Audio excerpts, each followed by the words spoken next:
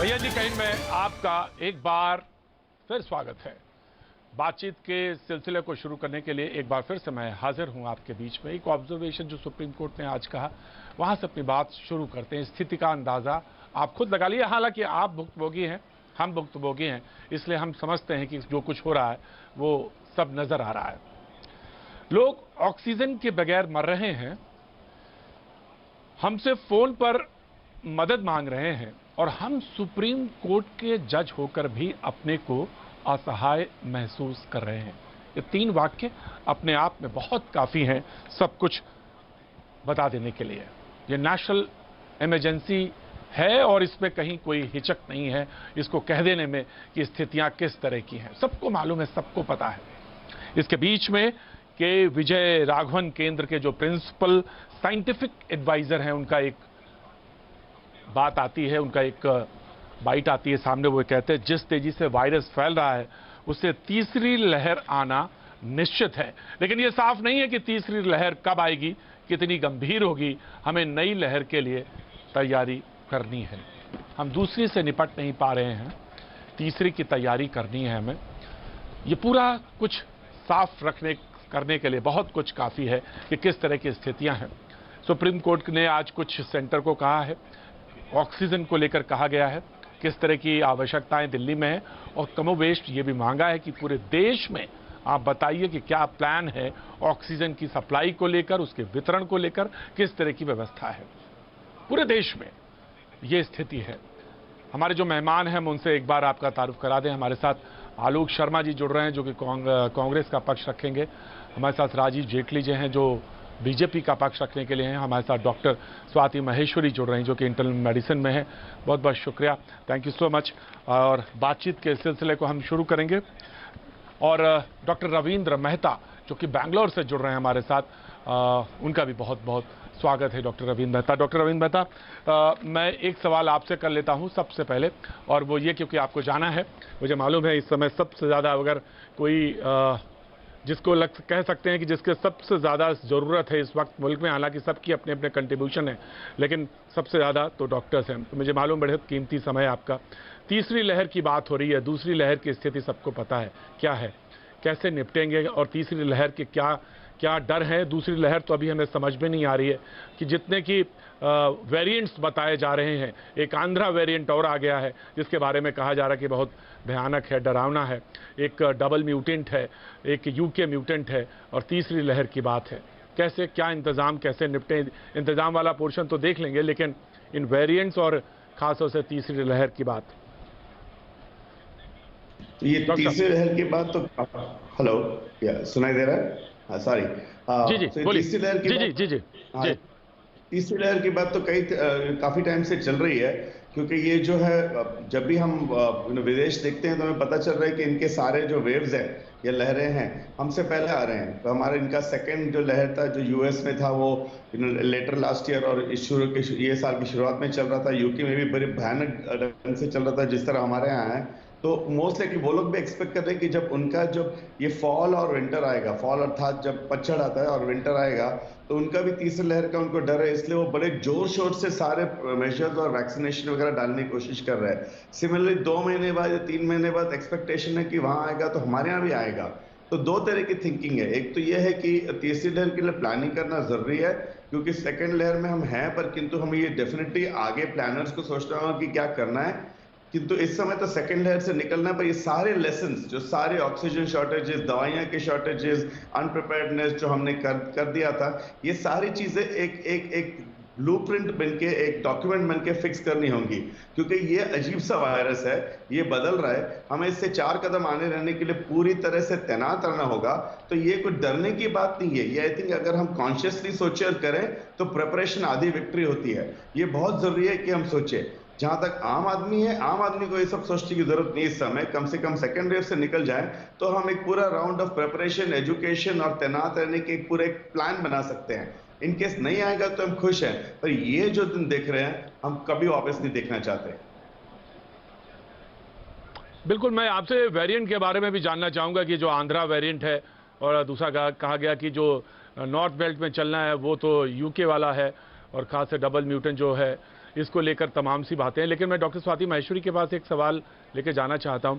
ये बात आ रही है, सारे लोग कह रहे हैं इस बात को लेकर कि अब complete lockdown is the solution. वही है, क्योंकि एक प्रिपरेशन का टाइम मिल जाएगा हॉस्पिटल्स को, और क्योंकि वो अकस्मात केसेस जितने बढ़े तेजी से, उसी की वजह से ना तो ऑक्सीजन की प्रिपरेशन, ना तो डॉक्टर्स प्रिपेयर कर पाए, ना बेड, ना हॉस्पिटल। ये चीज़ कम से कम अगर कंप्लीट लॉकडाउन हो जाए तो एक सोल्यूशन की तरफ बढ़ सकते हैं। डॉक्टर स्वाति माहेश्वरी। बिल्कुल ठीक कहा प्रतीक जी आपने। एक तरफ तीसरी वेव हमारे सर पर खड़ी है और दूसरी तरफ हम ये देख भी रहे हैं कि अभी जो मौजूदा हालात हैं वो बहुत ज़्यादा नाजुक हो चुके हैं। रोज़ रोज़ हर हॉस्पिटल जो है इस वक्त SOS के मैसेजेस अपने रिलीव कर रहा है रोज़ रोज़। ऐसे में हमें ये समझना ज़रूरी होगा कि अगर हमें रफ्तार को रोकना है तो हमें लॉकडाउन की तरफ जाना ही होगा। वही एक तरीका है जो स्पीड ब्रेकिंग कर सकता है, क्योंकि अभी आप देखिए सर्वे भी ये कह रहे हैं कि हम हर्ड इम्यूनिटी के आसपास भी नहीं है अभी। तो अगर हम हर्ड इम्यूनिटी के आसपास आज भी नहीं है, जब हम 2 करोड़ इन्फेक्शन भारत में हो चुके हैं, तो हमारे पास विकल्प यही रह जाता है कि हम लॉकडाउन लगाएं। जो हमारी तैयारियां अभी नहीं हुई हैं, जो बहुत कम है, उनमें हम सुधार लाएं ताकि हम उनको जल्द से जल्द पूरा कर सकें। और तीसरी चीज, हमें वैक्सीनेशन को डोर टू डोर लेकर के जाने की जरूरत होगी, उसे बहुत रैंप अप करने की जरूरत होगी, क्योंकि अब हम ये देख रहे हैं कि जो टीकाकरण सेंटर है वहाँ भीड़ लग रही है और वहां से भी सुपर स्प्रेडिंग हो रही है। डॉक्टर साहब, एक बात आपने कही वैक्सीनेशन को लेकर और डोर टू डोर वाली बात आ रही है, तो लोग कह रहे हैं कि क्योंकि एक उसका प्रोटोकॉल है वैक्सीनेशन का, half an hour you have to sit in hospital, और वो कैसे आप डोर टू डोर पे ऑब्जर्व कर पाएंगे। हालांकि उसका तर्क एक ये भी है कि आपके पास अब डाटा बहुत ज़्यादा है, लेकिन फिर भी डोर टू डोर का वैक्सीनेशन एक लोग कह रहे हैं एक प्रॉब्लम है। डॉक्टर स्वाति माहेश्वरी। देखिए प्रतीक जी, हमारे पास अब बहुत डेटा है। हम अगर 15-16 करोड़ वैक्सीन डोजेस लगा चुके हैं तो हम उस डेटा को देख सकते हैं कि कितने लोगों को एनाफाइलेक्टिक रिएक्शन हुआ है, क्योंकि मेडिसिन और वैक्सीन की पूरी जो इस वक्त फिलॉसफी चल रही है वो बेनिफिट टू रिस्क रेशियो के ऊपर ही आधारित है। हम जब वैक्सीन का हमने रोल आउट किया था तब भी हमने यही बोला था, बेनिफिट टू रिस्क रेशियो। वही हमें आज भी अप्लाई करके देखना पड़ेगा कि अगर ये एनाफाइलेक्टिक रिएक्शंस बहुत मामूली हैं तो जो हमारे आशा वर्कर्स हैं, जो हमारे पंचायती राज इंस्टीट्यूशन के वर्कर्स हैं, क्या हम उन्हें इस चीज के लिए ट्रेन कर सकते हैं कि जिस तरह से वो contact tracing door to door जाकर करते हैं, वो वैक्सीन भी डोर टू डोर जाकर के अगर दे दें तो हमारी जो वैक्सीनेशन ड्राइव। देखिए अभी एक बहुत बड़ी समस्या ये है कि जो अस्पताल कोविड पेशेंट्स को डील कर रहे हैं वही वैक्सीन भी लगा रहे हैं। अब आप सोचिए कि उनके ऊपर भी डबल दबाव आया हुआ है कि उन्हें कोरोना के पेशेंट भी ट्रीट करने हैं, उन्हें वैक्सीन भी देनी है। तो कहीं ना कहीं हमें इसको सेग्रीगेट करने की जरूरत है, हमें इन चीजों को अलग करने की जरूरत है ताकि हम जो दूसरा वर्कफोर्स है वो वहां लगा सके। ठीक है डॉक्टर स्वाति, जैसे आप कह रही हैं कि जैसे कि पोलियो वैक्सीनेशन का ड्राइव चला, उस तरह से कुछ करने की जरूरत है, इस पे एक्सपर्ट्स को आना चाहिए। लेकिन मैं डॉक्टर रविंद्र मेहता की तरफ जाऊं, लेकिन एक कॉलर है हमारे साथ जो कि उन्नाव से जुड़ रहे हैं, उत्तर प्रदेश से। जी जनाब बोलिए। ऋषभ जी बोलिए। ऋषभ जी बोलिए। भैया जी, मेरा सवाल ये है कि मेरी माता जी को कोविड हुआ था और उनका आइवरमेक्टिन और एजिथ्रोल वाला ट्रीटमेंट तो हो चुका है। 2 तारीख को मैंने उनका जब RT-PCR कराया वो पॉजिटिव आया, फिर चेस्ट की रिपोर्ट कराई, उसमें स्कोर 15 आया उनका जी। और अच्छा 15 है चेस्ट का स्कोर जी, सिटी स्कैन का जी। इस वक्त ऑक्सीजन 93 और टेम्परेचर 99 के आसपास रहता है। तो भैया जी मेरा सवाल ये है कि कोई खतरे की बात तो नहीं है इसमें? ऑक्सीजन वगैरह मुझे प्रोक्योर तो नहीं करनी पड़ेगी, क्योंकि व्यवस्था तो आप जानते ही हैं क्या है।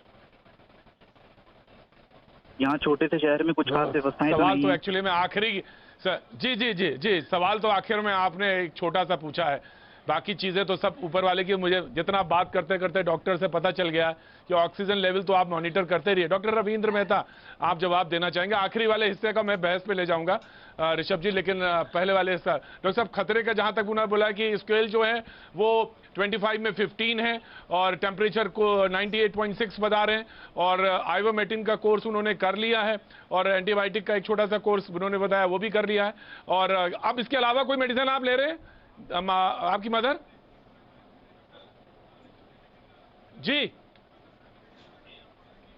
जी डॉक्टर साहब, खतरे की तो कोई बात नहीं है और उन्होंने पूछा है। हाँ तो ऋषभ जी, बेसिकली ये सारा जो खतरा है 14 से 15 तो अगर इट ऑल डिपेंड्स कि आपके कितने दिन हो गए हैं।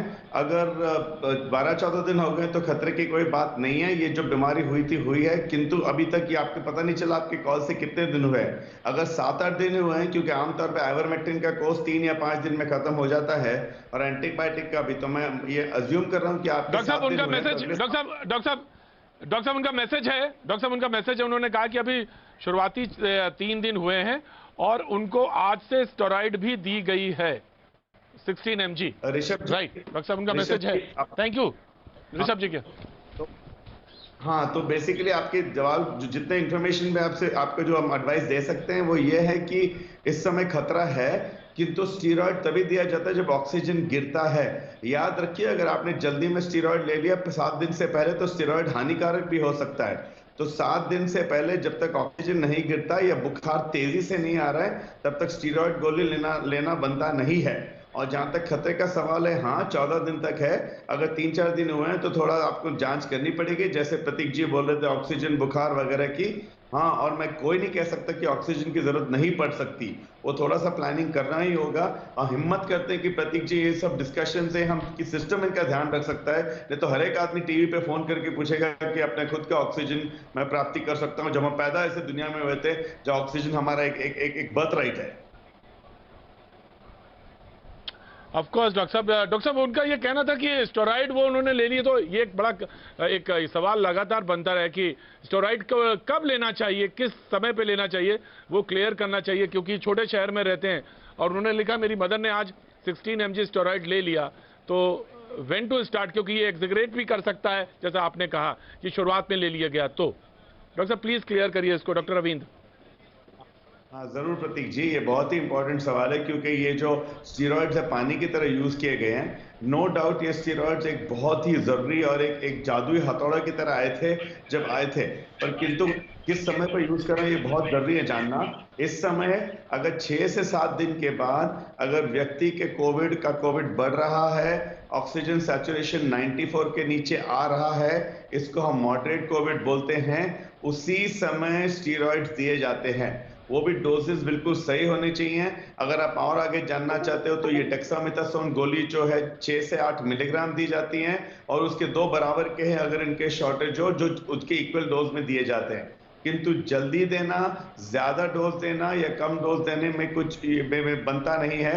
जल्दी देना में खासकर एक सिग्नल है, अगर 3-4 दिन बीमारी के शुरू कर दिए तो हो सकता है हानिकारक भी हो। याद रखिए, हम बीमारी के ऑनसेट की बात कर रहे हैं, टेस्ट नहीं। टेस्ट आपका आज पॉजिटिव होगा, किंतु अगर बीमारी 3 दिन पहले है तो वहां से गिनती शुरू करनी होगी। So to repeat and make it simple, ये जो है स्टीरॉइड बीमारी के 7 दिन के बाद ही दी जाते हैं, 7 के 6 हो सकता है, तभी दी जाती है जब ऑक्सीजन गिर रहा है 94 के नीचे, या तो कई लोग बहुत ही बढ़ते हुए बुखार के लिए देते हैं। इसके आगे स्टीरॉइड जल्दी देना बिल्कुल इस समय एडवाइजेबल नहीं है। डॉक्टर स्वाति, एक सवाल बहुत इम्पॉर्टेंट है और इस समय काफ़ी ज़्यादा लोगों के बीच में कंफ्यूजन भी हो रहा है, और वो ये है कि खास तौर से सिटी स्कैन को लेकर कि सिटी स्कैन करा लेते हैं। इन्होंने कराया है सिटी स्कैन, हालांकि इनके पास RT-PCR की टेस्ट भी थी और टेलीमेडिसिन हो रही है। अब टेलीमेडिसिन के ज़रिए वो RT-PCR का रिजल्ट आता नहीं है, तो ऐसी स्थिति में वो RT-PCR की जगह वो फिर चला जाता है सिटी स्कैन कराने के लिए। वहाँ पे डॉक्टर्स एडवाइस कर देते हैं कि ठीक है आप ये मेडिसिन ले लीजिए, ये मेडिसिन ले लीजिए। एक तरफ ये कहा जा रहा है सिटी स्कैन मत कराइए अभी जब तक ज़रूरत ना हो, क्योंकि एक्सपोजर ज़्यादा होगा, एक्सपोजर से उसके अपने खतरे हैं। आपको कैंसर तक बता दिया गया कि अगर आपको 400 पता चला 400 एक्सरे के बराबर एक्सपोजर है उस पर, तो ऐसी स्थिति में मरीज करे क्या? हॉस्पिटल जा नहीं सकता, टेलीमेडिसिन के जरिए वो दवाइयाँ ले रहा है, ऑक्सीजन है नहीं, बेड अवेलेबल नहीं है, मौत सामने खड़ी हुई नजर आती है। ऐसी स्थिति में क्या करें? शासन प्रशासन का हाल सबको पता है। डॉक्टर स्वाति। बिल्कुल ठीक कहा प्रतीक जी आपने। बस यहाँ एक अंतर समझना बहुत ज़रूरी है कि जब शुरुआती बीमारी है, आपको लक्षण आने शुरू हुए हैं और जब आपको माइल्ड डिजीज़ है, तब हमें बिल्कुल भी सीटी की तरफ नहीं जाना है। इन सूरतों में सीटी स्कैन से हमें ज़्यादा कुछ लाभ होने वाला नहीं है, क्योंकि ना तो उस वक्त सीटी स्कैन कुछ खास पकड़ भी पाता है और ना उसका कोई इंडिकेशन बनता है। लेकिन अगर किसी को लगातार बुखार हो रहा है, उसकी खांसी लगातार बिगड़ रही है, उसका ऑक्सीजन सैचुरेशन रेस्पिरेशन कम हो रहा है या हमें लग रहा है कि व्यक्ति गफलत की स्थिति में जा रहा है, ये सभी ऐसे इंडिकेशंस हैं जब हमें सीटी स्कैन कराना ही पड़ता है। और दूसरी बात ये भी है कि देखिए, अब जब टेस्ट की रिपोर्ट इतनी डिलेड आ रही है और हमें लग रहा है कि हमारे मरीज में कोरोना के लक्षण है और कहीं ना कहीं निमोनिया का पैच हो सकता है, तो ऐसी स्थिति में डॉक्टर सीटी स्कैन एडवाइस करते हैं और तब कराना चाहिए। लेकिन हमेशा हमें जो डॉक्टर है उसके सलाह के साथ ही चलना चाहिए, हमें अपने आप सीटी स्कैन कराने नहीं जाना चाहिए। दूसरी चीज है कि हम रिस्क स्ट्रैटिफिकेशन में भी सीटी स्कैन का इस्तेमाल करते हैं। अगर मुझे लग रहा है कि मेरे मरीज को निमोनिया है तो मैं ये भी देखना चाहूंगी कि उसका निमोनिया किस ग्रेड का है, क्या उसे माइल्ड है, सिवियर है, मॉडरेट है। क्योंकि जिस तरह से देखिए, अभी कॉलर ने भी कॉल किया, अगर आपका जो है मॉडरेट या सिवियर ग्रेड में है तो ये वर्ग ऐसा है जिन्हें कभी भी ऑक्सीजन की जरूरत पड़ सकती है। और इसलिए आज की तारीख में हम ऐसे मरीजों को पहले से आगाह करते हैं कि आप ऑक्सीजन की तैयारी करना शुरू करिए, क्योंकि जब ऐसी स्थिति आती है उसी वक्त ऑक्सीजन मिल पाना किसी के लिए भी आज नामुमकिन है। तो आपको 1 या 2 दिन लगते हैं ऑक्सीजन भी मुहैया कराने में, तो इसलिए हम उन्हें थोड़ा पहले से इस चीज के लिए आगाह करना ज्यादा बेहतर है, ताकि वो तैयार रहे और एंड मिनट पे पैनिक नहीं हो घर में और आप उस टाइम अगर कहीं जाएंगे तो ना बेड मिलेगा और ना ऑक्सीजन मिल पाएगा। इसलिए हमें सीटी स्कैन की जरूरत इन सभी सूरतों में पड़ती है और यहीं पे हमें सीटी स्कैन करना भी चाहिए। उसके अलावा बेवजह सीटी स्कैन करना नुकसान है। नेहा हमारे साथ हैं कॉलर जो कि अपनी बात करना चाहती। जी नेहा जी बोलिए। जी सर, मेरा क्वेश्चन है डॉक्टर से कि अगर कोई कोविड रिकवर पेशेंट है तो उसको इकोस्प्रिन कितने दिन तक लेनी चाहिए? डायबिटिक भी है और साथ में, क्योंकि सारे लोग एडवाइस इकोस्प्रिन यानी thinner, blood thinner tablet. Yes, blood हाँ इकोस्प्रिन। जी इकोस्प्रिन। और आप कोविड से रिकवर कितने दिन पहले कर गए आप? ये 13-14। कितने दिन पहले आपने रिकवर किया? 13 डेज हुए हैं अभी। 13-14 डेज हुए हैं। 13 डेज हुए हैं। तो इकोस्प्रिन यानी जो ब्लड थिनर है जिसपे सबसे ज्यादा चर्चा है आजकल, उस पे कितने दिन तक लेनी चाहिए डॉक्टर रविंद्र? हाँ जी, तो ये एक काफी कंट्रोवर्सी रही है जो पिछले 1 साल से चल रही है, किंतु ये सेकेंड वेव में लोगों को देखा जा रहा है कि ये काफी क्लॉट शॉट्स काफी हो रहे हैं और यंग लोग काफी अफेक्ट हो रहे हैं। तो जहां तक इकोस्प्रिन है, एक तो माइल्ड डिजीज में इसका कोई रोल है नहीं इस समय, अर्थात घर पे होम आइसोलेशन में छोटी मोटी बीमारी रही तो कोई इकोस्प्रिन की जरूरत नहीं है।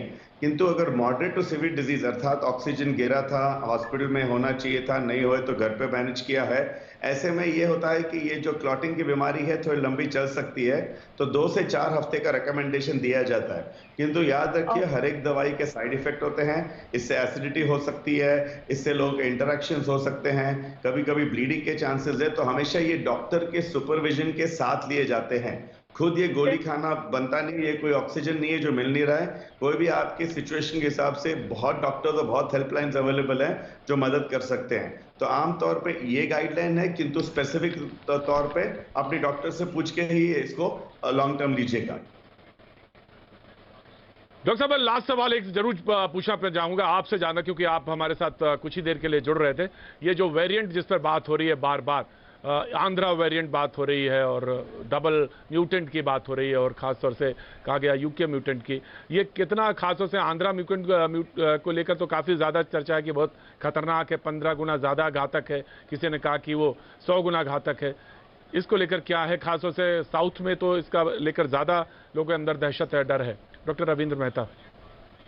हाँ, सो ये म्यूटेंट जो है आई थिंक हमारे ये 2021 जो पूरा है इस बिल्कुल म्यूटेंट का एक साल है, ईयर ऑफ द म्यूटेंट है ये, क्योंकि ये जो सारा जो फैल रहा है हमने यूके से सीखा, जो उनका जो 167 म्यूटेंट था उनके कारण ही इतना जो स्प्रेड हुआ था और उनके काफी जो मॉर्टेलिटीज हुए थे।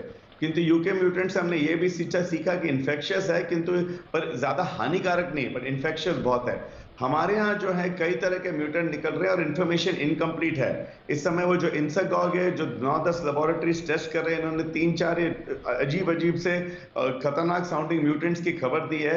ग्राउंड लेवल पे हमें डेफिनेटली लग रहा है कि हमारे पास बहुत ही इन्फेक्शियस म्यूटेंट है, किंतु ये बीमारी का क्या रूप बदल रहा है, बीमारी को चेंज कर रहा है, इसको जल्दी ये खतरनाक कर रहा है, ये हमें किसी को नहीं पता।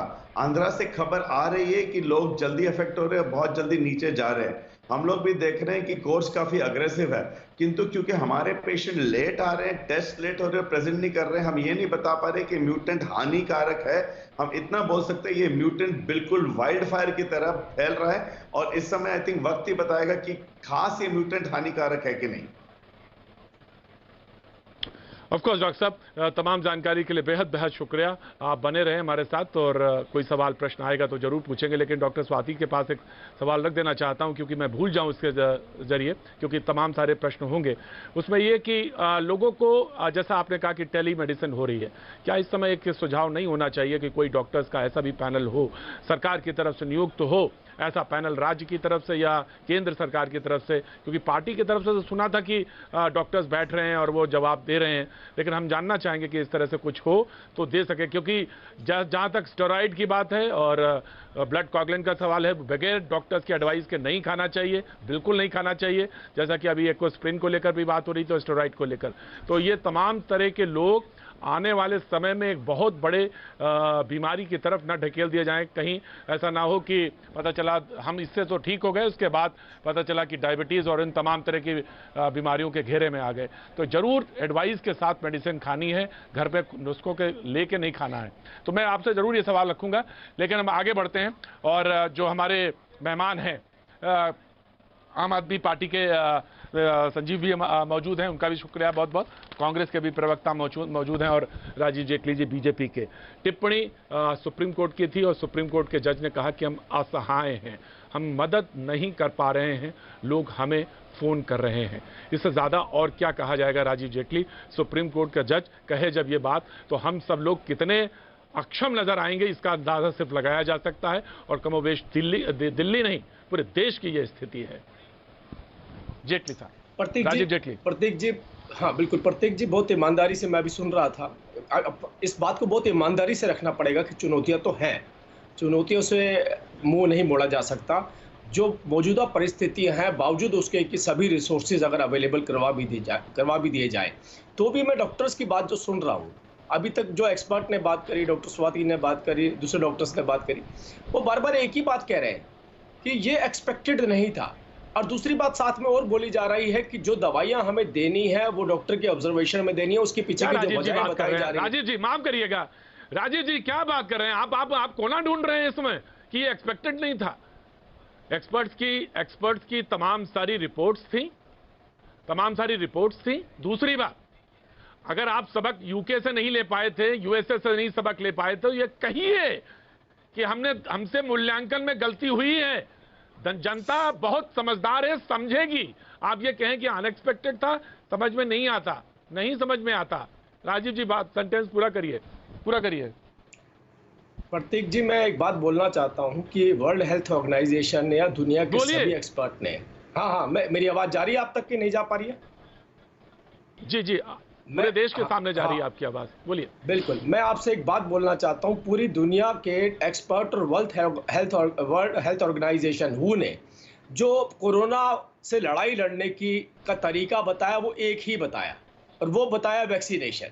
दूसरा कोई तरीका नहीं है कोरोना से लड़ाई लड़ने का। दूसरा केवल एक ट्रीटमेंट है, जब आपको कोरोना हो जाता है तो उस टाइम पे आपको लेना है।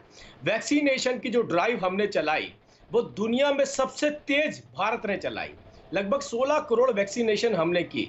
आपके चैनल्स को आप उठा करके देखिए, लगभग 12-14 तारीख से पहले की डिबेट्स को देखिए, किसी भी पार्टी का प्रवक्ता हो या कोई भी चैनल हो, उसने कोरोना शब्द यूज नहीं करा था, क्योंकि वो एक्सपेक्टेड तो था कि आएगा, लेकिन उस तरीके से म्यूटेट करेगा, इस तरीके से उस वायरस का नेचर होगा जो इतना बड़ा डैमेज करेगा, ये कल्पना किसी ने नहीं करी थी। मैं ये बात आपसे भी थोड़ी देर पहले कह रहा था कि जितने एक्सपर्ट बोल रहे हैं वो यही कह रहे हैं कि वायरस का नेचर बदल रहा था, तो ये एक्सपेक्टेड नहीं था। अब मैं दूसरी बात आपको बोलता हूं। राजीव जी बिल्कुल सही बात, राजीव जी बिल्कुल सही बात आपने कही, राजीव जी बिल्कुल सही बात कही। इसमें 100% नहीं, 1000% बात सही कही। इससे मर जाते तो कोई दुख नहीं होता। मालूम है कैसे मर गए? मर गए इसलिए कि ऑक्सीजन नहीं मिला, मर इसलिए गए। रेमडेसिविर 60,000 रुपए का हो गया, मर इसलिए नहीं गए, मर इसलिए गए कि व्यवस्था ने के सामने दम तोड़ दिया। और लड़ाई क्या चलती रही कि 700 मेट्रिक टन चाहिए या 1000 मेट्रिक टन चाहिए। मर इसलिए गए कि अस्पताल में बेड थे ही नहीं, और बेड थे तो ऑक्सीजन नहीं थी, मर इसलिए गए। आपको वायरस से डर नहीं था? अरे वायरस से तो बच ही जाते, मर जाते तो मर जाते वायरस में। अमेरिका में मर गए, इतनी बड़ी हेल्थ सिस्टम थी, वहां मर गए, मर जाते, कोई दुख नहीं होता हमें।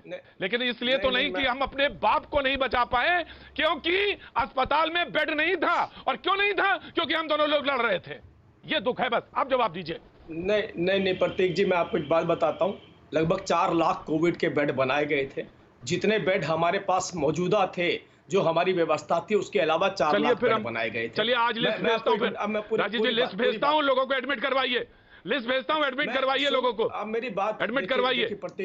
प्रतीक जी, मैं आपकी भावना को समझ पा रहा हूं। मुझे होता ना, इसलिए राजीव जी कोना ढूंढते हैं। आपको व्यक्तिगत तौर से नहीं कह रहा हूं राजीव जी, मैंने तो आपसे हेल्प मांगी। मैंने गुड़गांव में आपसे व्यक्तिगत तौर से हेल्प मांगी। ये बात सच है कि नहीं? कहिए। मैंने फोन किया आपको, मुझे ऑक्सीजन सिलेंडर चाहिए, और राजीव जेटली ने मुझे रात 1:30 बजे रिस्पॉन्ड किया कि प्रतीक जी आइए, आपका सिलेंडर रिफिल होगा। मेरा नहीं, किसी और ही का था जिसको रिफिल करा रहे थे, और राजीव जेटली ने रिस्पॉन्ड किया मुझे। ये बात सच है कि अगर मैंने बवाना में संजीव को फोन किया कि संजीव मुझे बवाना में चाहिए, तो संजीव यहां बैठे हैं आज यहाँ पे, और ये मना करते कि इन्होंने हेल्प नहीं की इन्होंने हेल्प। लेकिन उसके बावजूद व्यवस्था इतनी कमजोर थी कि वायरस से नहीं मरे, हम सिस्टम से मर गए। इसको स्वीकार करने में कहीं राजीव जेटली, कहीं भी कोई वो होना ही नहीं चाहिए। नहीं प्रतीक जी, अगर मैं ये बात कहूंगा कि नहीं हमारे पास ऑक्सीजन पूरी हमने सारे अस्पतालों में पहुंचा दिया, तो मेरी शक्ल देखना कोई भी पसंद नहीं करेगा। हमें सच्चाई बोलनी पड़ेगी। सच्चाई ये है कि ऑक्सीजन अवेलेबल होने के बावजूद जो लॉजिस्टिक सर्विस है उसमें बहुत खामियां रही हैं, जिनको दुरुस्त किया जा रहा था, और अब बहुत स्तर तक उसको दुरुस्त किया गया है। जो राज्य भारतीय जनता पार्टी है, वहां पर कुछ सिस्टम भी ऐसे चलाए गए कि जिन लोगों के घरों में ऑक्सीजन नहीं होती थी, जैसा अभी आपने बताया, और ऑक्सीजन के सिलेंडर लेके घूमते थे, और कई बार उनको सिलेंडर नहीं मिलते थी, ऑक्सीजन नहीं मिलती थी, उनके लिए ऑनलाइन पोर्टल बनाया गया। अपने डॉक्टर की प्रिस्क्रिप्शन लगाइए, अपने पेशेंट की डिटेल लिए, प्रिंट आउट लीजिए, और किसी भी ऑक्सीजन स्टेशन पर जाके आप ऑक्सीजन ले सकते हैं, जहां पहले नोडल ऑफिसर बिठाए गए थे। जो नोडल ऑफिसर हर प्रदेश ने अपने अपने प्रदेश में बिठाए, चाहे वो कांग्रेस से आते हो, चाहे वो आम आदमी पार्टी से आते हो। हमने उस व्यवस्था राइट राजीव जी, मैं आलोक कुछ बोलना चाहूँ। हाँ आलोक बोल दीजिए, क्योंकि ब्रेक पे जाना है मुझे, ब्रेक से ओवर निकल गया हूं मैं। राजीव जी, आलोक जी बोल लीजिए। आलोक जी बोलिए, मैं संजीव आ रहा हूं आपके पास। नहीं आप मुझे ब्रेक के बाद आएंगे आप? ठीक है, थैंक यू, ब्रेक के बाद आएंगे आप। ठीक है, thank you so much Alok, thank you so much. और आपके प्रवक्ता के बाद भी मैं ब्रेक के बाद आऊंगा। वक्त एक छोटे से ब्रेक का, ब्रेक के बाद फिर हाजिर होता हूं।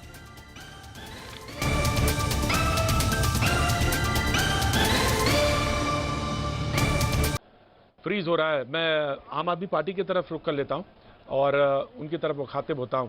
आज जो टिप्पणी है, राजीव जेटली बोल रहे थे और उन्होंने बहुत साफ गोई से बात ये कही है, लेकिन मैं चाह रहा था कि जिस तरह से सुप्रीम कोर्ट ने आज बात कही असहाय होकर, और मैं चाहता हूं आज आपने उस दिन एक बात कही थी कि हम 1000 बेड के लिए तैयार हैं और ऑक्सीजन ये मुहैया करा दें सेंटर वाले, और आज सुप्रीम कोर्ट में कमोबेश वही बात है। इतने दिन गुजर जाने के बाद भी स्थितियां वहीं की वहीं पे हैं, वहीं के वहीं पर हैं। संजीव, बिल्कुल ठीक कहा प्रतीक जी आपने कि लगातार देखिए दिल्ली में हम लोगों को एक बात समझ में आई कि कोरोना से अगर लड़ना है तो सबसे ज्यादा आपको ऑक्सीजन बेड की जरूरत है, और यही बात लगातार केजरीवाल जी की सरकार, केजरीवाल जी कहते रहे कि हमें ऑक्सीजन की जरूरत है। लेकिन जब तक केजरीवाल जी कहते रहे, इन लोगों ने कहा कि आप राजनीति कर रहे हैं। लेकिन जब ये बात कोर्ट पहुंची तो कोर्ट ने भी कुछ तीखे टिप्पणी का, उन्होंने कहा कि आप शुतुरमुर्ग की तरह मरुस्थल में हो गए हैं कि आप कुछ दिखाई नहीं दे रहा, आप आइवरी टावर पे बैठे हुए हैं और आप इतने संवेदनहीन, तमाम टिप्पणी के साथ कहा कि दिल्ली को ऑक्सीजन मिलना चाहिए। अब मुझे लगता है कि, और मैं माननीय अदालत का आभार भी व्यक्त करता हूं कि उनकी टिप्पणी से कुछ ऑक्सीजन की सप्लाई बढ़ी है, लेकिन चिंता यह है कि अगर ये जो सप्लाई है, ये सप्लाई आनंद फाउंड में इकट्ठा किया गया है, जो एलोकेट हमें जहां से किया गया था वो एलोकेशन हमें नहीं मिल रहा है। तो ऐसा ना हो कि चलो कोर्ट के दबाव में हमें मिल तो गया, लेकिन आगे से फिर सप्लाई में कमी आ जाए। देखिए, मैं ये मानता हूं कि ये कोई बहुत मुश्किल नहीं है। अब 8500 मीट्रिक टन हमारे पास उपलब्ध है ऑक्सीजन, जो ये कह रहे हैं कि हमारा उत्पादन हमारे कंजम्पशन से ज्यादा है। हमारे पास क्रायोजेनिक टैंकर भी लगभग 1681 है। जी झा साहब, मुझे आज भी मैं देख रहा था कि हॉस्पिटल में आज भी हेडलाइंस चल रही थी, वहां 1 घंटे की ऑक्सीजन बची, और आपका एक हेल्पलाइन नंबर है वो हेल्पलाइन नंबर 41400400 है, क्योंकि इसलिए याद हो गया क्योंकि यहाँ पे प्रोग्राम कर रहा था तो वो नंबर याद हो गया मुझे। उठता नहीं है। दूसरी बात यह है कि अभी भी हॉस्पिटल में ऑक्सीजन की सप्लाई को लेकर समस्याएं बनी हुई हैं, कैसे सॉल्व हो ये अगर बताएंगे। क्योंकि मैंने आपका देखा, मैंने एक जो आम आदमी पार्टी ने रिलीज किया मैंने उसको भी देखा कि किस तरह की कितनी ऑक्सीजन चाहिए और कितनी मिल रही है। 55% लगभग सप्लाई हो पा रही है, तो क्राइसिस तो नजर ही आ रही है, इसमें तो कहीं कोई दो राय नहीं है। जी देखिए, मुझे लगता है कि अभी लगातार जैसे आज भी 48 SOS कॉल आए और लगभग 35 टन ऑक्सीजन की उपलब्धता हमने किया। अब हमने सभी हॉस्पिटल्स को यह कहा कि आप अपना बफर स्टॉक बता दीजिए और उसी हिसाब से ऑक्सीजन जैसे जैसे आती है हम उनको देते जा रहे हैं। हम अपने कोरोना ऐप में अब बेड के साथ साथ किस हॉस्पिटल्स में कितने घंटे का ऑक्सीजन है वो पहले बता दें। तो हम ये कोशिश कर रहे हैं कि जहां मैं झा साहब एक कॉलर है, झा साहब एक कॉलर है, डेस्परेट कॉलर हैं वो, मुझे बहुत देर से कर रहे थे। मैं डॉक्टर साहब आपका भी, डॉक्टर अजय कुमार आपका स्वागत करता हूं, लेकिन डॉक्टर संगम शर्मा कुछ कहना चाह रही। जी संगम जी बोलिए। भैया जी, मेरी मदर इन लॉ 1 तारीख से LNJP हॉस्पिटल में एडमिट है और आज किसी तरीके से मेरे फैमिली मेंबर्स हैं वो वार्ड में उनसे मिलने गए क्योंकि वो बिल्कुल भी स्टेबल नहीं है। उनकी ऑक्सीजन लेवल 70 से नीचे, मतलब 80 से नीचे है। बिल्कुल अपना कुछ भी काम करने में वो समर्थ नहीं है, ना पानी पी सकती है ना चाय पी, कुछ नहीं कर सकती हैं वो। लेकिन उनको ले जाके सर्जिकल वार्ड में एडमिट कर इन लोगों ने रख दिया और किसी से ना बात करवाना ना किसी को जाने देना। आज किसी तरीके से गए हैं भैया, तो उनकी हालत हम बता नहीं सकते। वीडियो है, हम लोग वो वीडियो देख के परेशान हो गए हैं एकदम। उनको 5 दिन से पानी की बोतल रखी हुई है, पानी की बोतल खुली तक नहीं है। वैसे ही चाय सूप जो भी कुछ जाता है वैसे ही टेबल पे रखा हुआ है। वो 5 दिन से सिर्फ एक डाइपर में, उनका डाइपर तक कोई चेंज करने वाला नहीं। अगर कुछ नहीं तो एटलीस्ट फैमिली मेंबर्स को तो जाने दे वहाँ पे कुछ करने के लिए। उनका ऑक्सीजन का मास्क निकला हुआ था, ऑक्सीजन का पाइप निकला हुआ था, सब कुछ। इस कंडीशन में पेशेंट को रख रहे हैं।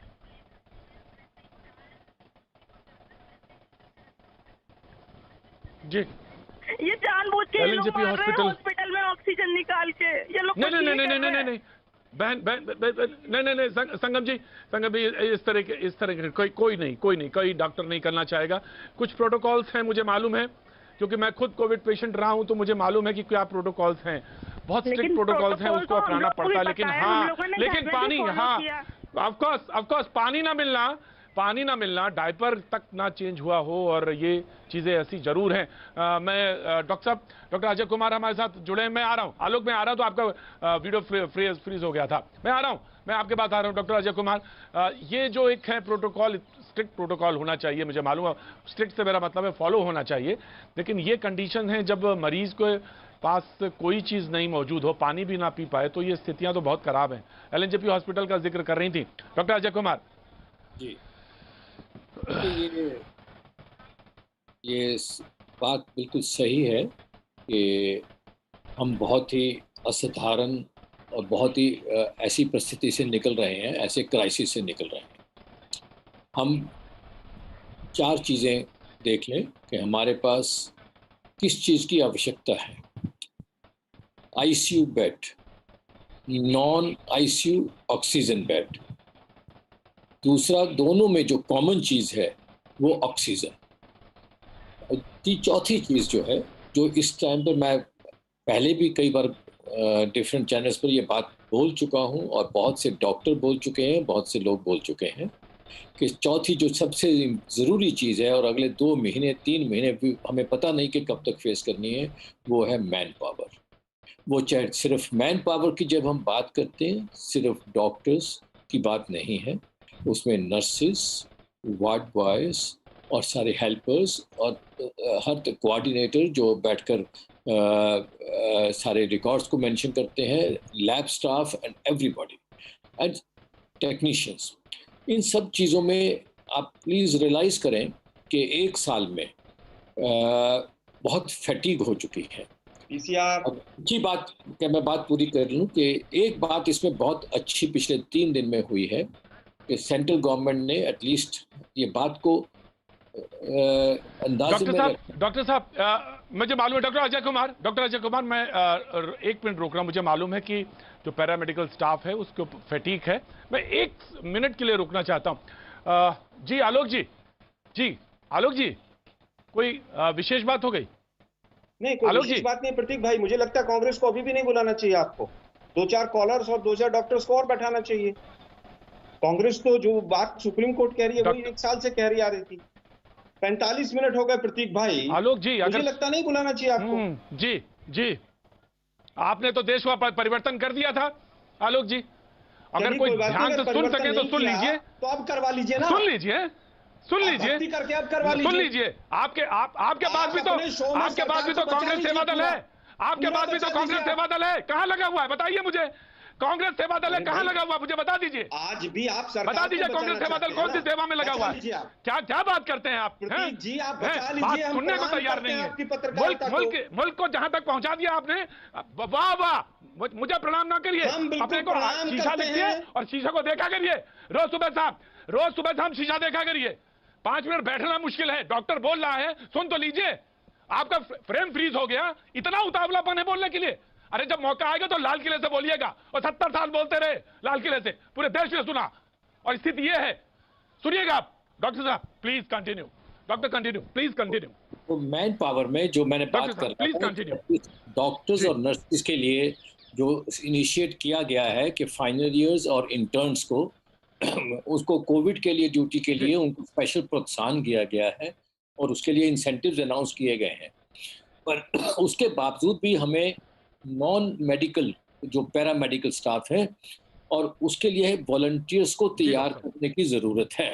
और उसके लिए वॉलंटियर्स को और उनको वॉलंटियर्स को ऐसा नहीं कि उनको चैरिटी पर काम करें, उनको भी एक कंपनसेशन कर एक नए वर्कर्स को, फ्रेश फोर्स को ट्रेन, और इस काम के लिए ट्रेन करने में कोई ज़्यादा परेशानी नहीं होगी। मैं सब लोग मिलकर उनकी ट्रेनिंग का प्रबंध कर सकते हैं और ये लंबी लड़ाई है। तो जो भी डिसीजन मेकर्स हैं प्लीज़ इसकी तरफ भी ध्यान दें कि हमें दूसरे हेल्थ स्टाफ की भी ट्रेनिंग कर उनको टेम्परेरी ड्यूटीज पर लाना जरूरी है। और उसके लिए जिस तरह की भी बहुत इंपॉर्टेंट पॉइंट कर रहे थे आप जी डॉक्टर साहब, आप बहुत इंपॉर्टेंट बात कर रहे थे। क्योंकि पैरामेडिकल स्टाफ और जो स्टाफ है उनको फटीग हुआ है, थक गए हैं, 1 साल से लगातार काम कर रहे हैं और वो जो थकान है वो वार्ड्स में दिखाई पड़ रही है। जो संगम जी कह रही थी वही कहीं ना कहीं रिफ्लेक्शन हो रहा है और वो भी एक बहुत बड़ी समस्या है। तीमारदार कह रहे हैं मरीजों को ठीक से उनकी देखरेख नहीं हो पा रही है। डॉक्टर्स कह रहे हैं कि हम थक गए हैं, हमारे ऊपर भी खतरे हैं और वो खतरे जो हैं रिफ्लेक्ट हो रहे हैं मरीज पर। मैं अब आ गया आलोक जी। ना आलोक जी बोलिए, आप अपनी बात कहिए। देखिए, मुझे दुख हुआ जिस तरह से आपने कांग्रेस के ऊपर रिएक्ट किया और मेरा पूरा हक है कि मैं अपने दुख को जताऊं। अब मुद्दे पर आते हैं। आज कोई बात नहीं, सभी लोग, सारे लोग गुस्सा ही हो रहे हैं और फुटबॉल बना लीजिए। प्रतीक जी दर्शक समझते हैं, कोई बात उसको नहीं कहते हैं। आज हाई कोर्ट, सुप्रीम कोर्ट की टिप्पणियां हैं कि सरकार आंख नहीं मूंद सकती है। सरकार अगर आंख मूंदेगी तो हम अदालत आंख।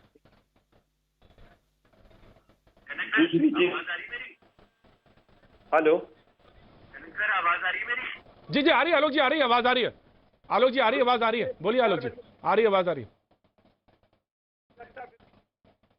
बीच में बोल रहा है मुझे नहीं। आलोक जी आवाज आ रही है? चलिए वापस आते हैं। अभी बीजेपी के प्रवक्ता महोदय ने कहा कि ये एक्सपेक्टेड नहीं था। मैं उनको बता देना चाहता हूँ, एक ऑर्गेनाइजेशन है गवर्नमेंट ऑफ इंडिया की जो एडवाइस करती है इनसेकॉब, जिसने जनवरी और फरवरी में पूरी रिकॉर्डिंग करके गवर्नमेंट ऑफ इंडिया को दिया और उसमें 4 फ्रेज हैं उस रिपोर्ट में। पहला है डबल और ट्रिपल म्यूटेंट आएगा, एक्सपोनेंशियल ग्रोथ होगी और वेरी डेंजरस वर्ड है उसमें, मच मोर मोर्टेलिटी होंगी, ये शब्द है उसके अंदर। लेकिन आज दुर्भाग्य है कि सुप्रीम कोर्ट और हाई कोर्ट को भी पूरी तरह से इन्होंने लड़ा दिया है। आज जजेस जो हैं उनको इलाज नहीं मिल रहा, उनकी मृत्यु हो रही है। हम तो छोटी सी एक रिक्वेस्ट करना चाहेंगे कि हमने तो 75 साल में कुछ किया ही नहीं था, जैसा कि प्रतीक भाई ने हमें बताया, अभी पूरा देश देख रहा है। आज एक मोदी जी और अमित शाह जी से एक प्रेस कॉन्फ्रेंस करवानी चाहिए और वो कहें आकर के सब चंगा सी और हम विश्व गुरु बन गए हैं, विजय प्राप्त कर ली है हमने। और जिस तरह से बीजेपी की नेशनल एग्जीक्यूटिव में प्रस्ताव पास हुआ था कि हमने विजय प्राप्त कर ली है, एक बार फिर प्रेस के सामने आकर कहें और उन रिपोर्टर्स के सामने नहीं कहें जो पूछें कि मोदी जी आम आप काट के खाते हैं या पिलपिला करके खाते हैं।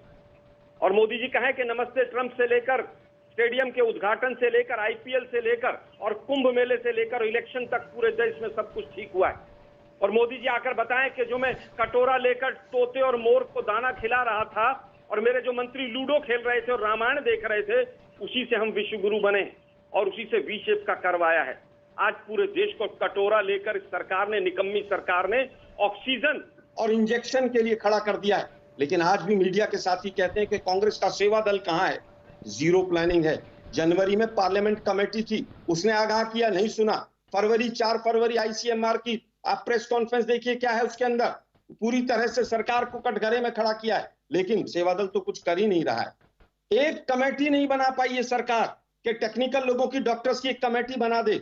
एक कमेटी नहीं बना पाई ऑक्सीजन डिस्ट्रीब्यूशन के लिए, एक ऑल पार्टी मीटिंग नहीं कर पाई। एक टेक्निकल कमेटी के म्यूटेंट का कैसे वेरिएशन होगा, नहीं कर पाए। पीएम केयर्स फंड का सारा पैसा गबन कर गए, उस पर एक व्हाइट पेपर नहीं ला सकते हैं। पूरा विश्व मदद कर रहा है, लेकिन प्रतीक भाई शायद सेवा दल को नहीं पता होगा कि कहां पर जा रहा है सब कुछ, किस देश, किस राज्य को क्या ऑक्सीमीटर, क्या ऑक्सीजन का सिलेंडर क्या जाएगा, नहीं पता है किसी को। पूरे देश में एक मिनट सर, पूरे देश के अंदर 2% वैक्सीनेशन हुई है और हम विश्व गुरु बन गए हैं क्योंकि सेवा दल काम ही नहीं कर रहा। पीएम केयर्स फंड और सीएसआर का सारा फंड तो सेवा दल खा गया। 300 सीट भी सेवा दल को मिली थी। बिहार, उत्तर प्रदेश, मध्य प्रदेश, एक बात और आलोक जी हमने कही थी, यूपी। एक मिनट आलोक जी सर सुन लीजिए, आलोक जी सेवा दल कर रहे हैं ना, एक बात और हमने कही थी। उसके बाद आप जो मर्जी बोलिएगा, आपको जो बोलना हो बोलिएगा। आप तोते खिलवाइए पीएम से, जो बोलना तो क्या बोलोगे, एक बार सुन। हाँ बिल्कुल सही कह रहे हैं। हाँ बोलिए, एक बात और कही थी कर रही थी क्या? हाँ। नहीं, ऑक्सीजन का एक्सपोर्ट सेवा दल कर रही थी। रेमडेसिविर इंजेक्शन सेवा दल को बनाना था, वैक्सीन सेवा दल को बनानी थी। पेट्रोल और डीजल पर जो पीएम केयर्स फंड लगा, पूरा सीएसआर फंड गया, वो सेवा दल को लेना था। टेस्टिंग किट के लाइसेंस और वैक्सीन के लाइसेंस कांग्रेस को देने थे, सेवा दल को देने थे। आज पूरा विश्व जिस तरह से मीडिया में रिपोर्टिंग्स आ रही है, आज भी आप कह रहे हैं कि साहब ये तो सेवा दल को काम करना चाहिए था। 35,000 करोड़ रुपया बजट में रखा था। किसी एंकर की हिम्मत नहीं है कि बीजेपी के प्रवक्ता से पूछ ले कि वैक्सीनेशन का 35,000 करोड़ रुपया कहां है। बिना वैक्सीनेशन के विश्व का सबसे बड़ा वैक्सीन ड्राइव चल रहा है। सुप्रीम कोर्ट पूछ रहा है, जो राहुल गांधी जी ने कुछ दिन पहले पूछा था। Alok ji, now I have taken your time. Alok ji अरे कहीं तो शर्म करो भाई। बिल्कुल नहीं। आलोक जी किसी एंकर में दम हो या ना हो, इस देश में बड़ा दम आप पूछे ना, मोदी जी हर 5 साल में तय करता है कि अब आलोक जी सुन लीजिए। Now you listen Alok ji, now you listen ना Alok ji now you listen please. Alok ji health minister, prime minister, एक प्रेस कॉन्फ्रेंस करा दीजिए आप लोगों के अंदर हिम्मत है तो। आलोक जी वो लोग नहीं है जो कि उंगली दिखाने से रिया चक्रवर्ती की वहां बताइएगा, जब वहां बताइएगा आलोक जी, जहां चल जाता हूं। सुनिए आप सुनिए आलोक जी, जब सुन लीजिए अब आलोक जी सुन लीजिए। Alok ji now Alok ji please listen, now Alok ji please. Seva Dal audio down. Alok ji audio down please. आराम से सुनिए।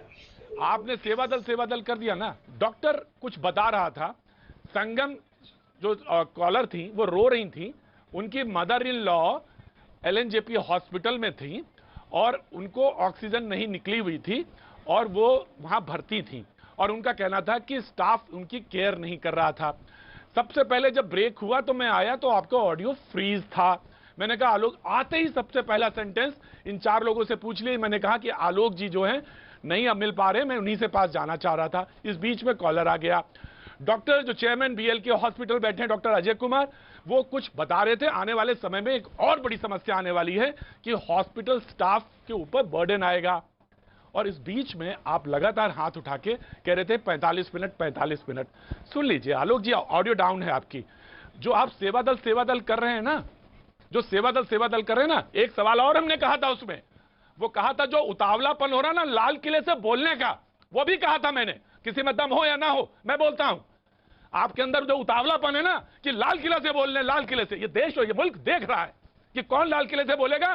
बंगाल में भी उसी ने तय किया, इसी मुल्क ने तय किया कि कौन बोलेगा, कौन नहीं बोलेगा। इसलिए बहुत ध्यानपूर्वक और बहुत धैर्यपूर्वक सुनिएगा, प्रवचन मत दीजिएगा। Now Rajeev ji please reply. Bengal में भी इसी जनता ने तय किया कि कौन बोलेगा और कौन नहीं बोलेगा। Now you please listen. Rajeev ji, now please clarify.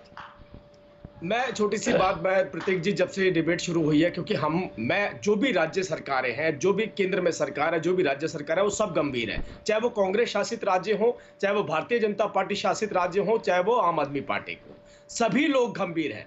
अगर कहीं गंभीरता नजर नहीं आ रही, नारे लगाने के लिए आ रहे हैं, तो वो चंद लोग राहुल गांधी द्वारा भेजे हुए हैं, जो अपने ही मुख्यमंत्रियों का सम्मान नहीं करते। राजीव मत करिए, राजीव मत करिए, राजीव मत करिए, राजीव राजनीति मत करिए, सीधे टू द पॉइंट जवाब दीजिए। आलोक ने कहा साइंटिफिक रिपोर्ट मौजूद थी, साइंटिफिक रिपोर्ट मौजूद थी और आप आंख बंद करके बैठे रहे और आपके मालूम था कि अमेरिका में क्या हो रहा था, यूके में मालूम था। एंड यू नो दिस, ये कंट्री कहां पे पहुंच गया। राजनीति मत दीजिएगा, जवाब दीजिए। प्रतीक जी, हम तो वो लोग हैं, अपने चैनल पे दिखाइए तो सही। यही तो थे लोग जो वैक्सीन नहीं लगाने के लिए लोगों को बोल रहे थे। हम इनसे रोज बैठ के डिबेट करा करते थे। ये बोलते थे वैक्सीन मत लगवाइए, वैक्सीन ये, वैक्सीन वो, वैक्सीन नपुंसक, वैक्सीन बीजेपी, वैक्सीन मोदी, यही तो लोग थे। अब शर्म नहीं आ रही है लोगों को, उसी वैक्सीनेशन के लिए लड़ाई लड़ रही है हमसे। वैक्सीन पे इन लोगों ने लोगों को भ्रमित किया था, चाहिए इनको। इन लोगों ने लोगों को भ्रमित किया था वैक्सीन को लेकर। ये राहुल गांधी सबसे बड़े खलनायक है वैक्सीन के, जो आज उनके प्रवक्ता यहाँ बैठकर हमारे को नहीं, यू कैनॉट नेम फरवरी राहुल गांधी का फरवरी का ट्वीट है। राहुल गांधी, नो राजीव जेटली राहुल गांधी का ना Rajeev Jaitley, now audio should be down. Rahul Gandhi का फरवरी का ट्वीट है कोविड को लेकर। And you please listen, Rahul Gandhi का फरवरी का ट्वीट है और वो ट्वीट निकाल सकता हूं, मैं निकलवाता हूं, मैं ट्वीट निकलवाता हूं, अभी ट्वीट निकलवाता हूं। और क्या विपक्ष तो सवाल ही पूछेगा ना। वैक्सीन के ऊपर 10 सेकंड दीजिए मुझे। बिल्कुल, आप वैक्सीन पे बोलिएगा। लोग I will give you chance, I will give you chance. Of course Sanjeev ji, आपका भी पॉइंट है, आप क्लैरिफाई करिए उसको।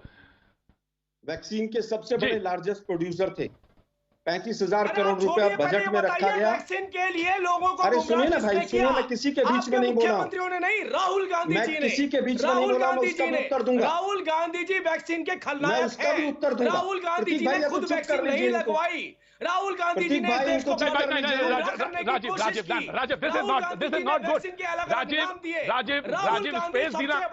राजीव, स्पेस देना सीखिए। राजीव जो उनके कहे हुए बात वक्त एक छोटे से ब्रेक के बाद आलोक शुरू करेंगे। वक्त एक छोटे से ब्रेक के बाद आलोक बोलेंगे। वक्त थोड़े से ब्रेक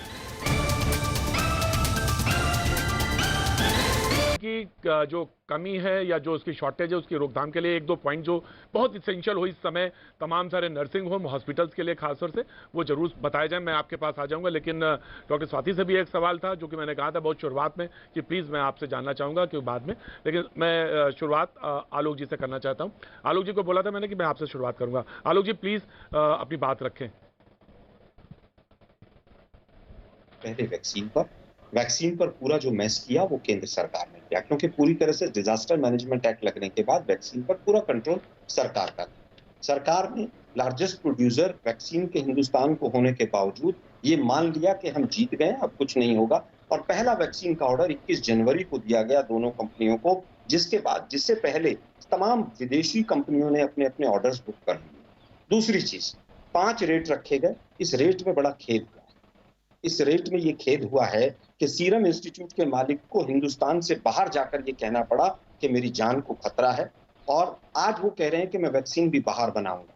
ये रेट में बहुत बड़ा खेला हुआ है। आप बंगाल से आए, खेला शब्द समझ गए होंगे आप। दूसरी चीज, ऑक्सीजन की बात।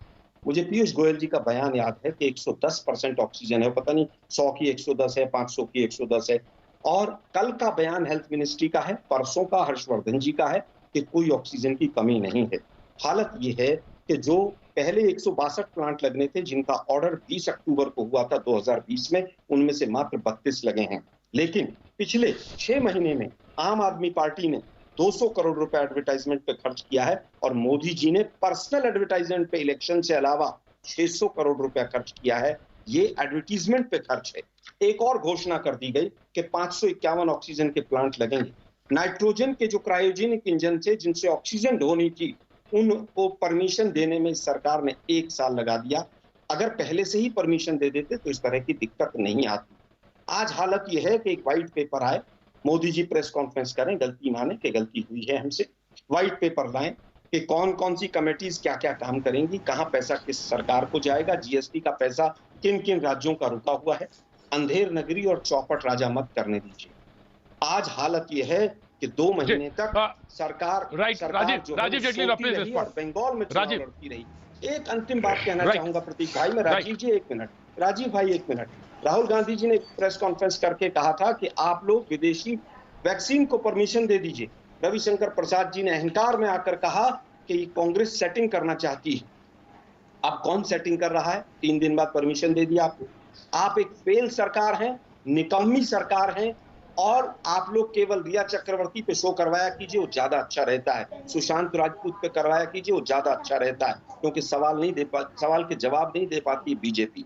एक सेंट्रल कमांड अथॉरिटी नहीं बना पाई ये सरकार कि किससे जाकर कौन मांगे, क्या मांगे। आज भी हालत ये है, आलोक जी जो दिवंगत हो गए उनका नाम नहीं लिया जाता। अरे साहब, आप 2 महीने शो कर सकते हैं, हम नाम भी नहीं ले सकते दुनिया भर में। नहीं, हम नाम भी नहीं ले सकते। आप 2 महीने शो चला सकते हैं उसके। छोटे में मैं बताऊंगा, आपको फिर बुरा लग जाएगा, आपको फिर बुरा लग जाएगा, आपको फिर बुरा लगेगा। नहीं, सुशांत राजपूत नहीं, सुशांत राजपूत